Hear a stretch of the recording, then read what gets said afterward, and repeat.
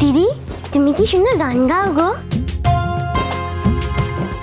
ও মা, এসো না, ভেতরে এসো। আপনিও আসুন, আসুন না। গানও খুব পছন্দ হয়েছে। দিদি, তুমি আমাকে ওই গানটা শিখিয়ে দেবে? এই গানটা তো তোমাকে একজনই শেখাতে পারে, ওই আঙ্কেল। ওর না গানের খুব শখ, তাই ভালো গানের টিচার পায়নি বলে এতদিন দেওয়াই হয়নি। আর আপনাদের এই গীতবিতানের তো কত নাম শুনেছি। আমার বাবা বলতেন এখানে অনেক নামকরা শিল্পীরা আসতেন, আর আপনাদের এখানে আমার মেয়ে গান শিখতে পারলে এর থেকে বড় আর কি বা হতে পারে। আমরা তো ভেবেছিলাম এই দোকান আর খোলাই হবে না। যাক, আবার নতুন করে খোলা হলো, এটা একটা বড় ব্যাপার। আচ্ছা, গান শেখানোর কথা বলছিলেন, তা কবে কবে হয়? আমার ছেলে মেয়েকেও ভর্তি করবো তাহলে।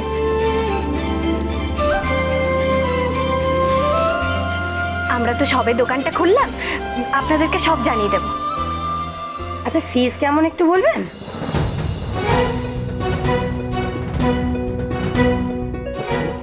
নন্দিনী,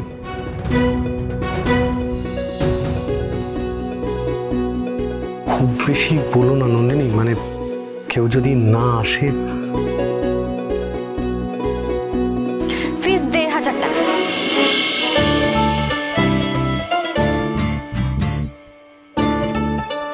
হ্যাঁ হ্যাঁ, অবশ্যই জানাবো আপনাদের আমরা।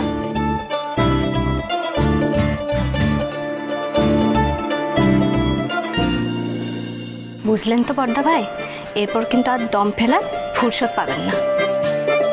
টাকাটা বোধহয় তুমি একটু বেশি বললে নন্দিনী। চারপাশে এতগুলো গানের স্কুল, সেখানে এতগুলো টিচার। সবার নামের সঙ্গে তো গীতবিতানের ইতিহাস জুড়ে নেই পর্দা ভাই। আপনার আছে, আর আমার বিশ্বাস আপনি খুব যত্ন করে সবাইকে গান শেখাবেন। মুখে মুখে আপনার নাম ছড়িয়ে পড়বে। কতটা পারবো জানি না নন্দিনী, তবে তুমি আমার সামনে নতুন একটা রাস্তা খুলে দিলে। তোমার ভালো হোক। এসব করে কি ৫০,০০০ টাকা জোগাড় হবে? আজ কিন্তু একটা দিন চলে গেল, শুধু টাকা নিয়ে কথা হয়েছে, একটা টাকাও কিন্তু আসেনি। আজ আসেনি, কাল আসবে না কে বলতে পারে নবাব? একদম ঠিক কথা। ওই যে কথায় আছে না, আশায় বাঁচে চাষা, আশা রাতে তো ক্ষতি নেই। আশায় চাষা মরেও।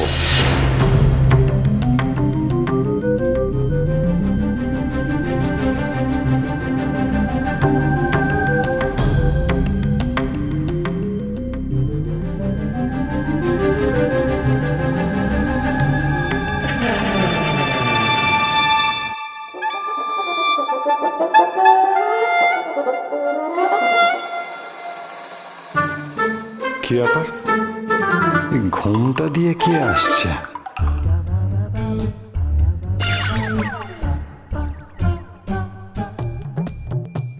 পশুটা করতে সবাই এখানে, দোকান খোলা হয়েছে, কি হচ্ছে ব্যাপারটা একটু বোঝা দরকার মনে হচ্ছে।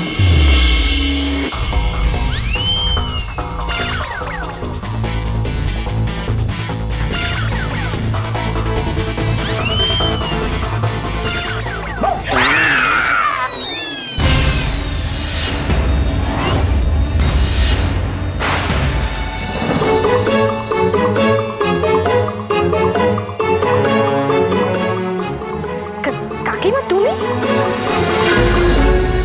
কাকিমা, কাকিমা তুমি পড়লে কি করে? হ্যাঁ, কি করে পড়লে? লেগেছে? হ্যাঁ, আমার পাটা তো পুরো বেঁকেই গেল রে, শেষ হয়ে গেল। উনি কখন এলেন সেটাই তো বুঝতে পারলাম না। আমি বুঝতে পারছি না, নবাব তো একটু আগে ভেতরে ছিল, ও বাইরে এলো কি করে? আমি দেখলাম ওখান থেকে উঁকি ঝুঁকি মারছে, সন্দেহ হলে বলেই দেখতে এলাম। কোথায় লেগেছে? হাঁটুতে লেগেছে? হ্যাঁ কাকিমা, পড়ে যাবো রে, পড়ে আর পাটা পুরো বেঁকে গেল। না না না, কিচ্ছু হবে না, সব ঠিক হয়ে যাবে। কি করতে এলাম আর কি হলো মা গো? ভেবেছিলাম নবাব নন্দিনীর ভাব ভালোবাসা একটু চুপি চুপি মেপে যাব, এই তো দেখি উল্টো চাপ হয়ে গেল রে মা। মনে হয় ওনার পায়ে লেগেছে। লেগেছে কি গো মেয়ে? আমার পা তো পুরো বেঁকেই গেছে, এ পা আমার আর সোজা হচ্ছে না। এ ভগবান, এ কি করলে তুমি? পাটা এই বয়সে গেল আমার। ধরিস না, ধরিস না, এ পা সোজা হওয়া নয়। Doctor, doctor. হ্যাঁ ঠিকই শুনেছি, আর একটু দেখলেই কেলে হয়ে যেত। শুনেছি শাকচুন্নির পা নাকি উল্টো করে পড়ে। এই পঞ্চা, এই ইয়ার কি পরে হবে? এই তুই একটা কাজ কর, তুই জল বড় আর ওষুধের বন্দোবস্ত কর, তাড়াতাড়ি যা। আরে তোমরা ব্যস্ত হচ্ছে কেন? কিচ্ছু লাগবে না, আমি দেখে নিচ্ছি। তুমি কত মানুষ এভাবে? না না মেজো বৌমা, তোমার কাছে ব্যথার ওষুধ আছে না? হ্যাঁ মা, আমাকে বলো মাঝে, আমি বরং নিয়ে আসবো। লাগবে না। এই বড়দা ভাই, মা শোনো, আমি বরং বরফ নিয়ে আসছি।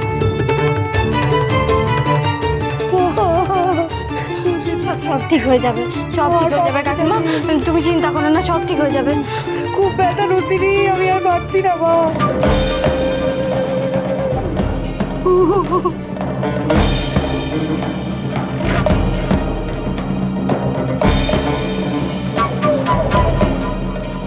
তুমি কোথায় গো কৌশিকদা? একটা না বিপদ হয়েছে।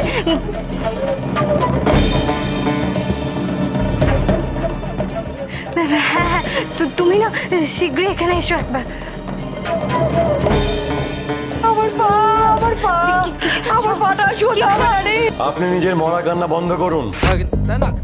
আপনার পা আমি সোজা করে দিচ্ছি।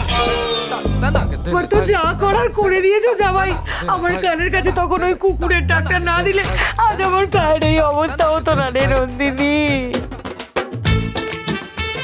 আপনি কাকিমাকে কুকুরের ডাক ডেকে ভয় দেখিয়েছেন? আরে আমি তো প্রথমে বুঝতে পারিনি যে উনি এইভাবে লুকিয়ে লুকিয়ে আসছেন। তাও আপনি এরকম করে ভয় দেখাবেন কেন? আরে অত চাপ নেওয়ার কিছু নেই, উনি আমার লাইফ নিয়ে ছেলে খেলা করতে পারে, এইটুকু খেলা আমি খেলতে পারি না? ওনার জামাই আফটার অল। আর তাছাড়া এই জব্বর ওষুধ আমার কাছে আছে। হ্যাঁ, এবার দেখুন কেমন 2 মিনিটে ঠিক করে দিই। মিষ্টি করে কথা বলছে কেন? 2 মিনিটে নুডল হয়? পা ঠিক হবে কি করে? এই হতচ্ছাড়াকে বিশ্বাস নেই। আমার উপর এমনিতেই রাগ আছে, হয়তো দিল পাটাকে একবারে অকেজো করে। আরে আরে আপনি কি করবেনটা কি আপনি? হ্যাঁ, আরে প্লিজ আমাকে বলুন, আপনি কি করবেন কি? হ্যাঁ বলুন না, আরে কি করতে চাইছেন আপনি? আরে কেন করছেন, কি করছেন আপনি?